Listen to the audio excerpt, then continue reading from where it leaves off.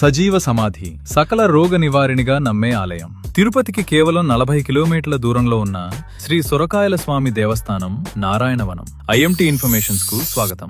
April 23, 2026 Shri సొరకాయల స్వామివారు సుమారు 202 సంవత్సరాలు జీవించి ఆగస్టు 9, 1902 సంవత్సరంలో తిరుపతికి సమీపంలోని నారాయణవనంలో సజీవ సమాధి పొందిన ఒక మహా అవధూత.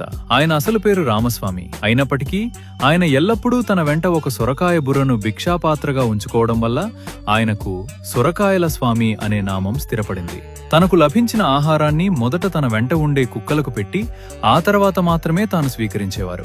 అదే ఆయన జీవన విధానం. శ్రీ కళ్యాణ వెంకటేశ్వర స్వామి ఆలయానికి సరిగ్గా ఎదురుగా ఉన్న ఆయన జీవ సమాధి వద్ద స్వామివారు స్వయంగా వెలిగించిన అఖండ ధుని అంటే పవిత్ర అగ్ని గత 120 సంవత్సరాలుగా నిరంతరాయంగా వెలుగుతూనే ఉంది.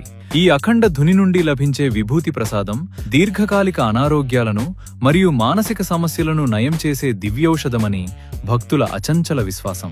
ముఖ్యంగా అమావాస్య మరియు పౌర్ణమి అర్ధరాత్రి వేళల్లో జరిగే బుట్ట పూజ నెగటివ్ ఎనర్జీ మరియు దిష్టి ప్రభావాల నుండి రక్షణ కల్పిస్తుందని నమ్మి భక్తులు పెద్ద సంఖ్యలో ఇక్కడికి తరలివస్తుంటారు. స్వామివారు ఉపయోగించిన సొరకాయ బుర్ర మరియు చెక్క పాదుకలు నేటికీ ఆలయంలో భద్రపరచబడున్నాయి. తమ కోరికలు నెరవేరిన భక్తులు ముక్కుబడిగా ఆలయంలో సొరకాయలు కట్టడం ఇక్కడ విశిష్టమైన సంప్రదాయం. నేటికీ స్వామివారు అదృశ్య రూపంలో ఈ పుణ్యక్షేత్రాన్ని రక్షిస్తున్నారని స్థానికుల ప్రగాఢ విశ్వాసం. ఇలాంటి మరిన్ని విశేషాల కోసం ఇట్స్ మై తిరుపతిని ఫాలో చేయండి.